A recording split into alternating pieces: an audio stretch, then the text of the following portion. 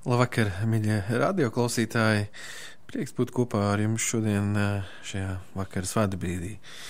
Un iesāksim to ar īsu lūgšanu. Mīļais debes Tēvs, mēs pasakamies šodien par šo dienu, par Tavu klātbūtni, par Tavu labestību, žēlastību, ka Tu vadi mūs, Tu sargā mūs, Tu dod mums žēlastību, kas katru rītu atjaunojas no jauna.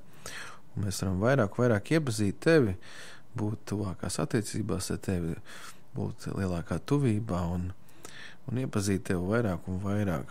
Jēzus Kristus vārdā. Amen. Šodien tādas īsas pārdomas par to, uz ko mēs fokusējamies.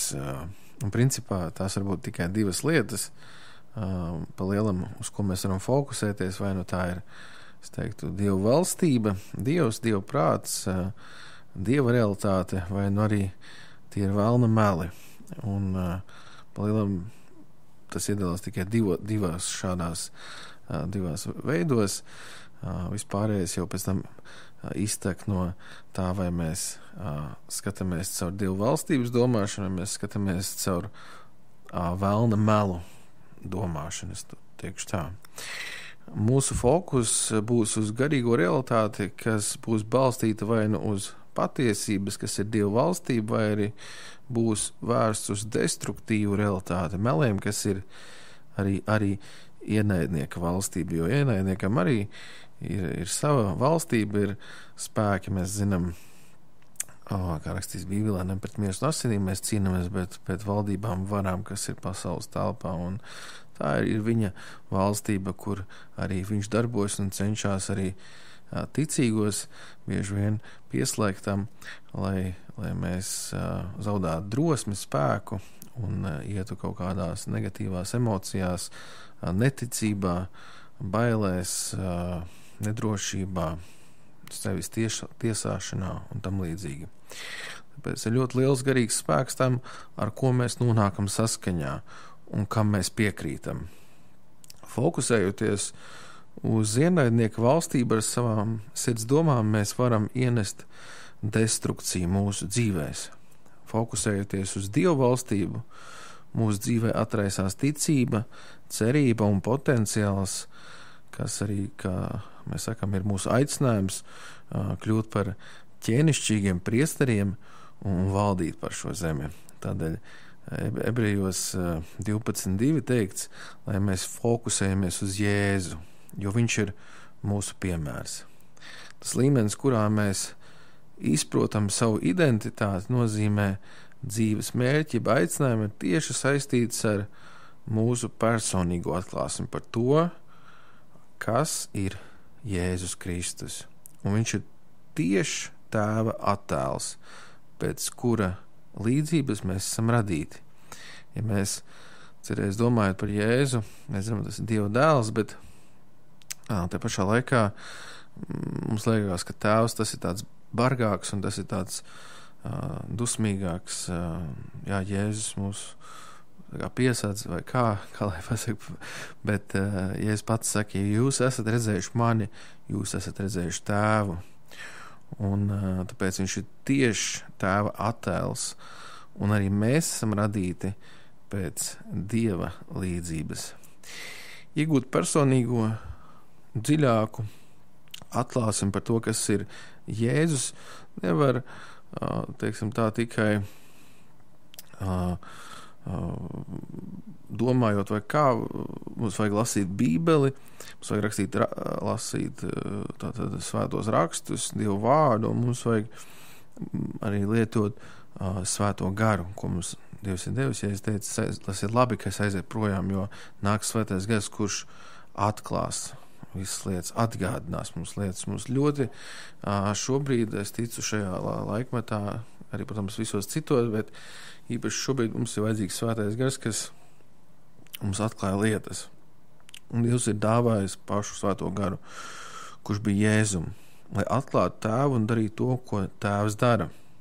Katram kristietim ir pieeja pie Dieva klātbūtnes, un tieši tajā fokusējoties uz Jēzu, mums arvien vairāk atklāsies mūsu identitāte un mūsu nozīme, kam mēs esam radīti uz šīs zemes, jo tā ir, es ticu, praktiski nākamā svarīgākais uzdevums pēc tam, kad mēs esam pieņēmuši Jēzu Kristu kā savu kungu un savu glābēju, atrast to, kam mēs esam aicināti, atrast savu identitāti, atrast savu nozīmi, savu likteni uz šīs zemes, kam mēs esam radīti, lai ko mēs paveiktu uz šīs zemes. Un esot Dievu klātbūtnē, esot kopā ar Dievu, Dievs noteikti aizvedīs uz to vietu, kuru mēs nesīsim daudz augļus, kur mēs būsim tur, kur mēs esam paredzēti būt. Vēlns grib, lai mēs esam kaut kur citur, vienmēr vēlns vedīs mūs vienmēr uz citām vietām, uz tām vietām, kur mēs neesam paredzēti būt, kur mēs nenesīsim augļus, kur varbūt mēs varam varbūt kaut ko darīt un kalpot, bet tas īsti nebūs tas, kas mums ir paredzēts. Un, attiecīgi, mēs nevaram būt efektīvi tajās lietās. Un vēlna plāns, mēs zinām, ir destrukcija. Vēlna plāns ir mūs apmānīt, piemānīt, viņš ir melu tēvs, viņš vienmēr runā melus, ja vēlns runāt, viņš runā tikai melus. Dieva plāns atkal ir dzīvība un pārpilnība. Zinot mūsu potenciālu, ienaidnieks vienmēr centīsies novērst mūsu fokusu no Dieva valstības neredzamās realitātes un viņa uz viņa ienaidnieku radīto realitāti. Viņš nāks parasti ar stresu, ar bailēm, kā atpazīt ienaidnieka realitāti, ienaidnieka valstību, ienaidnieka radīto šo viltus valstību, es teikšu tā.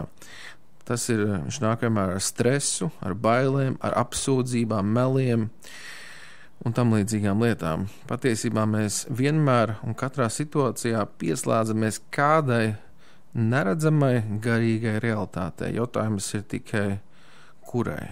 Vai mēs pieslēdzamies Dieva plānam, kas ir dzīvība, kas ir miers un pārpilnība, kas ir ticība, miers, vai arī vēlna realitāte, kur ir stress, bailes, apsūdzības, meli, tiesāšana un tam līdzīgas lietas.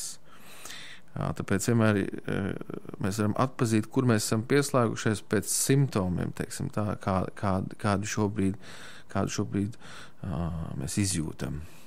No tā, uz kuru realitāti mēs fokusējamies, būs atkarīgs tas, vai mūsu situācija iznīcinās, vai arī atkal iegūsim spēku Dievā, kļūsim stiprāki, nobriedušāki un vēl lielāku un stabilāku ticību par mūsu nozīmi šajā pasaulē, par mūsu aicinājumu šajā pasaulē. Vai arī pretēji, ka situācija vedīs mūs prom no Dieva uz rūgtumu, aizvainojumu, šaubām, uztraukumu, bailēm, depresiju vai vilšanos. Katra kaut kāda situācija dzīvē, kas notiek, kur varbūt ir pieļauta kaut kādas sāpes, kaut kādas nesaprotama situācija dzīvē, mēs varam izvēlēties divus šos ceļus, Dieva valstības ceļu vai tumsas valstības ceļu, kurā ienāk rūgtums, ja mēs runājam par tumsas valstību, aizvainojumu, šaubas, neticība, depresija, vilšanās, un tas atver durvis tumsai, un mēs dzīvojam no ticības, rakstīts, ka taisnais no ticības dzīvos, un tas domāts nav, ka mēs ticam tumsas tātad valstībai, kur ir ietvērt iekšā viss šīs, teiksim, sajūtas, rūgtums, aizvainojums, šaubas, neticība, bet mēs ticam Dieva valstības principiem, kur ir mīlestība, miers, prieks, svētajā garā, tad mēs jebkuru šo situāciju Dievs vērsīs, kā rakstīt, tiem, kuri mīl Dievu, visas lietas tiem nāk par labu, un arī, ja mūsu dzīvē notiek smagas situācijas, grūtas situācijas, Dievs šīs situācijas noteikti vērsīs agri vai vēli, jo tu neredz un nezini, kā viņas vērsīs par labu, bet kādā brīdī tu to noteikti ieraudzīs, ka mēs paliekam ar ticību, mēs paliekam pazemību un sakam, Dievs, es varbūt visu nesaprotu, bet es turpinu Tev uzticēt, es turpinu iet uz priekšu, es turpinu klausīties uz Tevi, es turpinu dzīvot Tavā realitātē, Dieva valstības realitātē. Un Dievam ir plāns priekš mūsu dzīvēm, kā es saku arī bieži vien par to runāju, ka mums katram vienam ir dots aicinājums no Dieva. Mums vajadzētu mūsu sirdis domas fokusēt tik ļoti uz debesu valstības realitāti, ka mums būtu pat pilnīgi, es teiktu, vienaldzīgi par velna nodomiem, mēs būtu pilnīgi vienaldzīgi par velna plāniem, jo Dieva plāni ir daudz lielāki un augstāki. Ja mēs atceramies Nehemiju, kad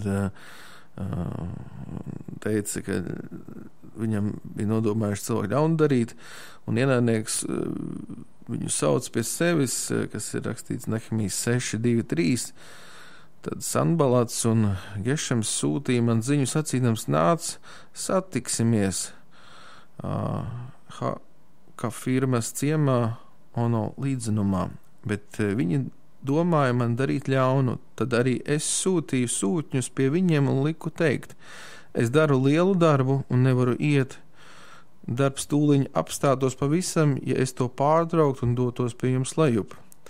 Bet patiesība, redzat, ir tāda, ka mēs būsim spējīgi ignorēt ienaidnieku tikai tad, kad mēs būsim pilnībā pārliecināti par mūsu, es teikšu, darbu, uzdevumu, aicinājumu, par mūsu, par to, kas mēs esam, par mūsu identitāti, kas mums ir uzdots par šo darbu, līdzīgi kā Nehemija.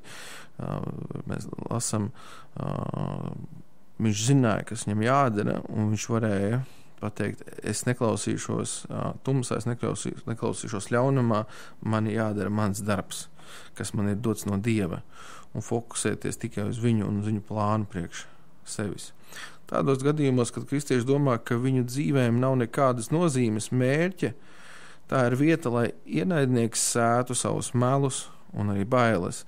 Tad, kad mēs neticam tam, ka mums ir mērķis, mums ir nozīme šai dzīvē, ka mums ir aicinājums, tad vēlnam ir ļoti viegli iesēt dažādas šīs šaubas, nepārliecību un rūgtumu un kaut kādas lietas, kuras faktiski iznīcina mūs no iekšpuses. No ārpuses mūs varbūt neviens neiznīcina, bet mēs paši sevi visbiežāk iznīcinam no iekšpuses, ka mēs ļaujam ienākt sevi iekšā šīm lietām, kā rūgtumam, aizvainojumam. Vilšanās sajūta ir viena no spēcīgākajām, es teikšu, gariem, vilšanās garš, vai kā viņi nosaukt. Cilvēks viļās kaut kur ļoti spēcīgi, tad bieži vien tas prasa daudz laiku, kamēr cilvēks spēj atgūties, lai turpinātu iet uz priekšu un darīt to, kam ir aicināts. Tāpēc tie ir visi vēlna instrumenti. Ja mēs jūtam kāds no šīm sajūtām, simptomiem, tas nozīmē, ka mēs esam iegājuši tumsas valstības realitātē, jeb mēs esam izgājuši ārā no Dieva valstības realitātes, teikšu tā. Un diezgan labs arī skaidrojums tam, kādēļ Izraels nespēja pilnīgā potenciālā staigāt derībā ar Dievu, ir raudu dziesmās. Un pirmajā nodaļā, tur 8. 9. pants, grēkodama grēkoja Jeruzāleme, tādēļ kļūst kā sārņaina sieva, visi, kas viņu cienīja, tagad to nicina, tāpēc, ka redz tās kailumu. Arī pati tā vaid un novēršas. Tās netīrumi līp pie viņas tērpa malas, tā nebija domājusi par savu galu. Īstenībā tur grieķiski un arī angļu valodā, ja mēs lasīsim, tur rakstīts ir nevis tieši, ka domājas par savu galu, bet domājas par savu likteni, jeb nākotni. Tāpēc praktiski viņi nav domājuši par savu aicinājumu, un tāpēc viņi nonākuši šādā situācijā. Tādēļ tik bezgalīgi viņi ir pazemota, nokritusi, un nav neviens iepriecinātājs. Tur rakstīts, uzlūko kungs manas bēdas, jo ienaidnieks gavilē. Kā arī Dāvida pārbaudījumi, mēs zinām, varbūt mēs esam ievērojuši, ka visi testi un pārbaudījumi, kuriem cauri gāja pats Dāvids, tie nebija vienkārši tāpat, bet tie bija tieši saistīti ar viņa dzīves uzdevumu, ar aicinājumu būt par, mēs zinām par ko, būt par ķēniņu. Pastāvīgi viņa dzīvē notika situācijas, gadiem un gadiem, kad varēja likties, ka viss notiek pilnīgi pretēji tam, kā Dievs ir caur pravieti runājis par viņu dzīvi. Dāvida uzdevums bija ignorēt vēlna realitāti un neskatīties uz to, bet tikai turēt savas acis uz to uzdevumu, kādu viņš ir saņēmis. Neskatoties uz to, ka šobrīd ir tūkstnesis vajāšanas, ciešanas, un nav vairs zināms vai vispār, un kad tam visam pienāks gals. Dievs ir aicinājis, bet varbūt mēs atrodamies šobrīd tūkstnesī, varbūt vajā, nodot cilvēki, nodot draugi. Ar visiem pārbaudījumiem, kuriem ejam cauri, ja mēs spēsim nesarūktināties, mēs iegūsim vēl lielāku spēku Dievā, vēl lielāku spēku staigāt ticībā. Vai mēs klausamies un izvēlamies ticēt Dieva balsī daudz vairāk nekā ienaidnieka balsī? Īpaši tas jautājums ir tad, kad ir sarežģīti apstākļi, tad, kad apstākļi mūs spiež un liekas, ir grūts brīdis dzīvē. Kurai balsī mēs ticēsim vairāk? Ticības balsī, kur Dievs saka, es esmu labs tēvs, ja pat tev māte un tēvs tev atstāt, es tev neatstāšu. Mēs atceramies visus šos apsolījumus, ko Dievs saka, es parūpēšos par tevi, es tev nedusmošos. Ka viņš tici, ja tu ticēsi, tu kalnus pārnes, ka mēs paturam šo ticību, ka mēs neļaujam ienākt iekšā tumsas valstībai, šai neticībai, šai rūgtumam, aizvainojumam, visām tam līdzīgām sajūtām, tad mēs izvēlamies ticēt Dieva balsī. Dieva balss vienmēr ir ticības balss. Dieva balss vienmēr teiks, tu vari, es esmu ar tevi, es tevi izvedīšu, un tavai dzīvē ir aicinājums. Un es ticu, ka Dāvids arī pastāvīgi, ja mēs lasām arī psalmus, viņš pastāvīgi sev uzmundrina, jo viņš redz, ienaidnieki ir viņam apkārt, ienaidnieki ir visi, un viņš vienā brīdī sākumā psalma sūdzās, saka, ka visi grib viņu iznīcināt, bet beigās saka, bet nē, Dievs man palīdzēs. Pat ja es eju cauri nāves un tumsas ielai, bet tad Dieva gana vēzdi ir ar mani, un es aiziešu uz zaļainām ganībām. Mēs varam Dāvids pastāvīgi sev liek domāt par Dievu valstību, par viņa labestību, ka Dievs aizvedīs, ka Dievs izvedīs, ka Dievs sakārtos. Pat tad, kad Dāvids pakrita, mēs zinām, ka Dievs viņu neatstāja un joprojām sauc par to viņu par lielāko, par ķēniņu pēc viņa sirds. Tāpēc tas bija vecajā derībā, kur vēl nebija Jēzus asins izlietas, kur vēl nebija piedzimšana no augšienes, kur vēl cilvēkiem grēki bija uzkrauti uz viņiem, kur mēs dzīvojam jaunajā derībā, kur Dievs ir, kur mēs esam pēc cita līguma pilnībā. Tad cik daudz vairāk šeit mēs saņemam svēto garu un viņa atbalstu un palīdzību. Tāpēc mēs varam mācīties no šiem ticības vīriem un sievām, kā viņi spēja sev uzmundrināt šādās grūtās situācijās un neiet šajā tumsas valstības domāšanā un skatīties uz Dievu valstību, ko Dievs saka, kāds ir Dievs, ka Dievs ir labs Dievs, ka viņš ir labs tēvs, kas rūpējas par saviem bērniem, kas neļaus notikt mūsu dzīvē netaisnībai. Un pat ja kaut kas notiek, kaut kas ne tā, tad viņš visas lietas spēš par labu. Viņš rakstīs, tiem, kas mīl mani, tiem, kas mīl Dievu, visas lietas nāk par labu. Un ja ir teikts visas, tad es domāju, ka mums ir jātic Dievu vārdam, ka viņš saka visas. Un mūsu dzīvē notika daudz pārbaudījumu, tomēr Dievs nekad mūs speciāli neiegāzīs, teiksim, tā kā neveiksmē, bet tikai, lai mēs, varbūt, ja mēs mēs katrs ejam cauri pārbaudījumiem, kaut kādām sarežģītām situācijām, bet tas ir tāpēc, lai Dievs, lai mēs varam pieaugt un iet aicinājumā, līdzīgi kā Dāvids, jo Dāvidam bija aicinājums, mēs zinām, kļūt par ķēniņu, un viņa šis sagatavošanas posms, kas ilga arī ilgu laiku, 14 gadus, cik ja es nemaldos, un cik varēja būt reizes, kad Dāvidam liktos pietiek, es vairs nevaru, es vairs negribu, es vairs neiešu, un kaut kāds pravietis laikam kļūdījies, un diez vai kaut kas te ir pareizi. Bet mēs redzam, ka tas bija sagatavošana līdzīgi kā Jāzeps. Jāzepam arī dzīve likās, viņš redzēja sapņus sākumā, viņš redzēja, ka Dievs viņu aicina uz kaut ko lielu, bet šis sagatavošanās laiks, kuram gāja cauri, kad brāļi viņu nodeva, ka viņu pārdeva par vergu, ka viņš bija Potifāra namā, un kur viņu apsūdzēja netaisnīgi, un viņš nonāk cietumā, un visur liekas ir netaisnība, visur ir viss pretēji tam, kā viņš ir redzējis savos sapņos, kā Dievs uz viņu runāja, līdzīgi kā Dāvidam, kad pravietis uz viņu runāja, visi pretēji tam, bet viss šīs grūtās situācijas principā bija kā sagatavošana kaut kam ļoti īpašam, sagatavošana priekš aicinājumu. Un tāpēc, mīļie, ja jūs šobrīd ejat cauri grūtiem brīžiem, jo smagāk ir šie pārbaudījumi, smagāk ir kaut kādi šie ceļi, kam mēs ejam cauri, jo es ticu, ir lielāks šis aicinājums, kuram Dievs ir paredzējis mums būt, jo viņš mūs sagatavo pirms tā, kur viņš grib mūs ievest. Un tāpēc mēs varam teikt, jā, Dievs ved, es nesarūktināšos, es neapvainošos.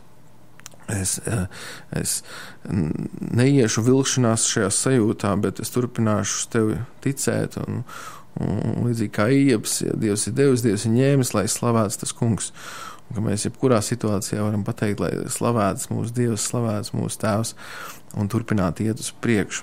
Un arī lūgšana, arī šīs īsās pārdomas vēlos arī noslēgt. Mēs, debes Tēvs, mēs šobrīd nododam visus savus dzīves tavās rokās un pilnībā sakam, vadi, tu esi Dievs, un mēs esam tavu bērni, un tu zini labāk. Mēs šobrīd neredzam visu, kāpēc mūsu dzīvē kā notiek, bet tu zini, kāpēc tas tā notiek.